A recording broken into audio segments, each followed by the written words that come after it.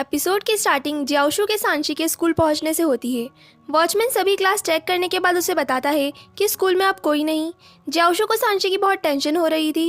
वो उसे कॉल भी लगाता है पर कोई रिस्पॉन्स नहीं। सांशी को जेनरू आज दूसरी जगह शॉपिंग का बोलकर एक सुनसान गली में ले आती है।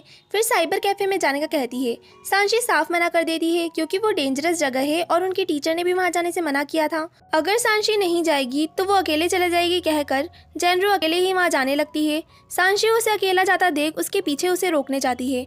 उसके पैर की चोट भी अभी तक ठीक नहीं हुई थी, इसी वजह से वो ठीक से चल भी नहीं पा रही थी। यहाँ जियाओशु एक शॉपकीपर से पूछता है कि क्या उसने यहाँ से किसी हाई स्कूलर को जाते हुए देखा। वो बताता है कुछ समय पहले यहाँ से 2 लड़कियाँ निकली थी और उस गली में गई थी।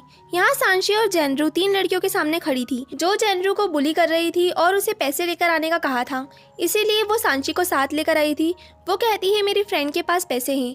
ये सुन वो लड़कियां सांशी की ओर बढ़ती हैं और उसके पर्स से पैसे लेने के बाद बहुत ही बदतमीजी से उसके बैग से सारी बुक निकालकर फेंक देती हैं और उससे कल और पैसे लेकर यहीं आने का कहती हैं और फिर वहाँ से चले जाती हैं।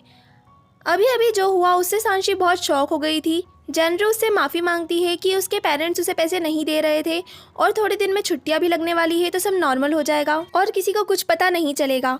सांशी उससे पूछती है क्या तुम इनको जानती हो। जेनरू बताती है कि वो साइबर कैफे गई थी, वहीं पर इन लड़कियों ने उसे बुली करना स्टार्ट कर दिया। सांशी बोलती है तुमने जेनशु की बर्थडे के बाद से मुझे इग्नोर किया और अचानक शॉपिंग का पूछा, तभी मुझे समझ जाना चाहिए था। घर जाके ये सब अपने पेरेंट्स को बताना, वो तुम्हारी हेल्प करेंगे। इतना कहकर वो वहाँ से जाने लगती है पर जेनरू सॉरी बोलते हुए अभी भी उसके पीछे चल रही थी। वो उसे चिल्लाकर उसके पीछे आने का मना करती है और फिर एक गली में जाकर खड़ी ही थी कि जियाओशु उसे फाइनली ढूंढ ही लेता है। वो उसके पास आते हुए पूछता है वो कहाँ थी, क्या यान ने उसे बताया नहीं था कि वो उसे लेने आ रहा है। पर तभी वो सांशी की आंखों में आंसू देखता है। क्या हुआ पूछने पर भी जब सांशी कुछ नहीं कहती तो वो उसे गले लगाकर कहता है अब सब ठीक हो गया है, मैं आ गया हूँ ना। नेक्स्ट सीन में जियाओशु सांशी के लिए जूस लेकर आता है, तभी उसकी फिंगर पर चोट देखकर कहता है ये कैसे हुआ, क्या किसी ने तुम्हें बुली करा है। सांशी नजरें झुका लेती है। जियाओशु कहता है तुमने मुझे पहले क्यों नहीं बताया। तो सांशी कहती है वो उसे परेशान नहीं करना चाहती थी पर वो घर पहुंचकर अपने पेरेंट्स को सब बता देगी, कुछ नहीं छुपाएगी। जियाओशु कहता है तुम्हें जब ज़रूरत लगे तुम मुझे बता सकती हो और अपने पेरेंट्स से कभी कुछ मत छुपाना। फिर वो सांशी से कहता है अगर वो बस से जाएंगे तो उसके चोट लगे पैर पर और चोट लग सकती है, इसलिए वो बाइसिकल पर उसे घर छोड़ने जाता है। सांशी को जियाओशु के साथ यूँ बाइसिकल पर बैठना बहुत अच्छा लग रहा था। घर पहुंच जियाओशु सांशी को अंदर जाने से पहले 50 यॉन्स जितने उन बुलीज ने उससे छीने थे देते हुए कहता है अपने पेरेंट्स को सब बता देना। सांशी हाँ और बाय कहकर अंदर चले जाती है। और आज जो हुआ, जियाओशु का इतना प्यारा बिहेवियर, उससे सांशी बहुत खुश थी और एक स्लिप में लिखती है उसका एक सीक्रेट है कि उसे प्यार हो गया है दुआन जियाओशु से और उसका एक स्टार बनाकर उसी बॉटल में डालती है जो जियाओशु ने उसे दिलाई थी, milk bottle. Next day class में टीचर अनाउंस करते हैं कि जेनरू ट्रांसफ़र हो रही है और अब क्लास में कभी नहीं आएगी। जेनरू बहुत दुखी थी और जाने से पहले सांशी को एक चिट्ठी देती है। सांशी की आंखों में भी आंसू थे। उस चिट्ठी में लिखा था आई एम रियली सॉरी सांशी। अब छुट्टी के बाद जब सांशी बाहर निकलती है तो वहाँ पहले से ही जियाओशु, सान्यान और उसके दोनों दोस्त मौजूद थे। उन्हें देखकर सांशी दूसरे रास्ते जाने लगती है तो सान्यान उसे रोकता है और उसी जगह ले जाने का कहता है जहाँ उसे बुली करा था। सांशी कहती है कुछ भी करने की ज़रूरत नहीं है पर सान्यान कहता है उन्होंने गलत इंसान से पंगा लिया है। फिर जियाओशु सांशी का बैग लेता है और बाकी सभी उसे फॉलो करते हैं। गली के पास आकर वो रुकते हैं और सांशी को वहीं रुकने का कहकर उनका हुलिया पूछते हैं। सांशी बताती है एक ने बाल डाई करे थे, एक के बाल छोटे थे और तीसरी के लंबे। तीसरी सुनकर सान्यान शौक में पूछता है तुमने पहले क्यों नहीं बताया कि वो लड़कियां हैं। सांशी कहती है तुमने पूछा ही नहीं और फिर वापस चलने का कहती है। सान्यान कहता है नहीं, अगर लड़कियां हैं तब भी उन्होंने मेरी बहन को परेशान करने की हिम्मत कैसे करी। और वह सांशी को कैंडी देकर एक दोस्त को उसकी केयर करने का बोल जियाओशु और शिनफे के साथ गली में चले जाता है। वहाँ वो तीनों लड़कियां प्रेजेंट थी। सान्यान उससे सिगरेट के पैकेट छीन कर कुचल देता है।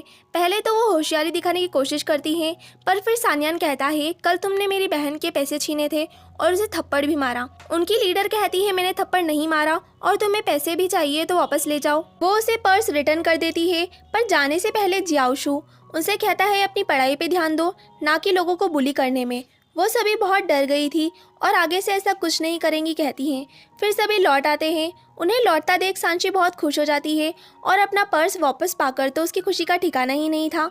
जियाओशु से लॉलीपॉप खाता देख कहता है वो जेलीफिश की तरह लग रही है, अगर वो उसे भी लॉलीपॉप दे तो वो दिखा सकता है कि एक हैंडसम जेलीफिश कैसे लगेगी। सांची ये सुनकर फ्लस्टर्ड हो जाती है। फिर वो सभी कुछ खाने के लिए चले जाते हैं। नेक्स्ट सीन में सांची अपने रूम में वही फॉक्स डॉल लिए बैठी थी, तभी उसके पेरेंट्स आते हैं और उसे कुछ बात करनी है कहकर उसे सामने बैठाते हैं। फिर वो उसे उसका रिपोर्ट कार्ड दिखाते हैं जिसमें फिजिक्स में उसे बहुत कम मार्क्स आए थे, पर सांची खुश होती है कि एटलीस्ट वो फिजिक्स में पास तो हो गई।